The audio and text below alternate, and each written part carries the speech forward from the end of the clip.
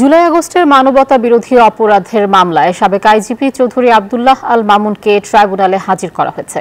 সোমবার ট্রাইব্যুনালের চেয়ারম্যান বিচারপতি মোহাম্মদ গোলাম মর্তুজা মজুমদারের নেতৃত্বাধীন 3 সদস্যের বেঞ্চে শুনানির রায় ঘোষণা করা হয়েছে। এ মামলায় সাবেক প্রধানমন্ত্রী শেখ হাসিনা ও সাবেক স্বরাষ্ট্রমন্ত্রী আসাদুজ্জামান খান কামালের মামলার শুনানি হবে। আজ তাদের বিরুদ্ধে আনুষ্ঠানিক অভিযোগ গঠনের বিষয়ে শুনানি হওয়ার কথা রয়েছে। গত 1 জুন শেখ হাসিনা, সাবেক স্বরাষ্ট্রমন্ত্রী আসাদুজ্জামান খান কামাল, সাবেক আইজিপি চৌধুরী আব্দুল্লাহ আল মামুনের বিরুদ্ধে অভিযোগ আমলে নেন ট্রাইব্যুনাল।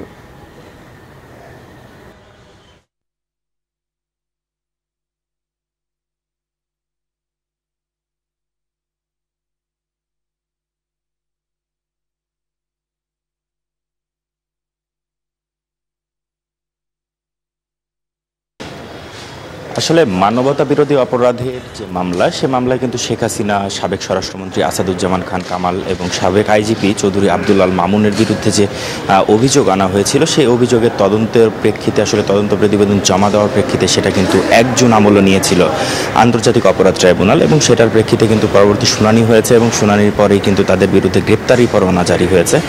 আমাদের জানা তথ্য মতে আসলে যে সাবেক প্রধানমন্ত্রী শেখ হাসিনা, তিনি কিন্তু আসলে ভারতে অবস্থান করছেন এবং সাবেক স্বরাষ্ট্রমন্ত্রী তিনিও কিন্তু আসলে ভারতে অবস্থান করছেন। তবে আব্দুল্লাহ মামুন, যিনি সাবেক আইজিপি, তিনি কিন্তু আসলে গ্রেপ্তার দেখে তাকে কিন্তু কারাগারে রাখা হয়েছে। তাকে আজকে হাজিরও করা হয়েছে এই মামলার আসামি হিসেবে।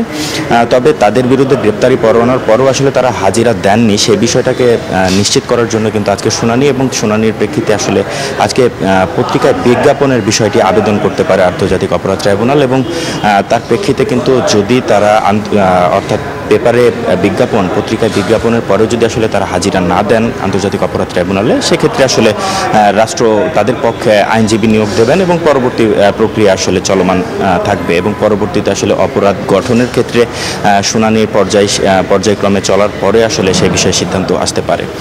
তো তাদের বিষয়ে যে জুলাই অভ্যুত্থানে আসলে প্রত্যক্ষ মদতসহ এই যে নৃশংস হত্যাযজ্ঞ এবং তারা যে আসলে অনুপ্রেরণা জুগিয়েছেন মানুষকে আসলে এইভাবে নির্মমভাবে হত্যা করার জন্য ছাত্র আন্দোলনে, সে বিষয়টা আসলে নিশ্চিত করেই কিন্তু আসলে এই অপরাধ গঠন করা হয়েছে।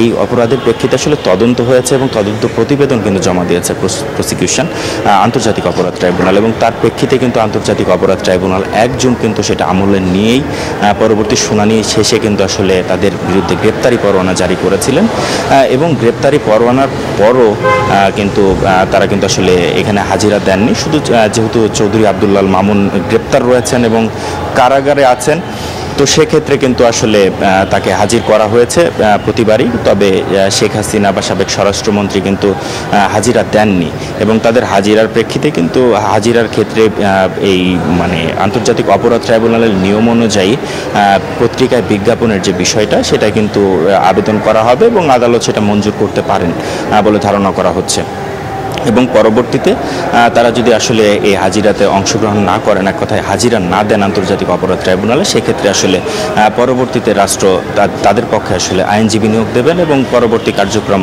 পরিচালনা করবে আন্তর্জাতিক অপরাধ ট্রাইব্যুনাল এবং বিচারিক যে কার্যক্রম, সেটা কিন্তু এক কথায় তদন্ত প্রতিবেদন এবং সব কিছুর বিবেচনায় কিন্তু আন্তর্জাতিক অপরাধ ট্রাইব্যুনাল সিদ্ধান্ত নেবেন।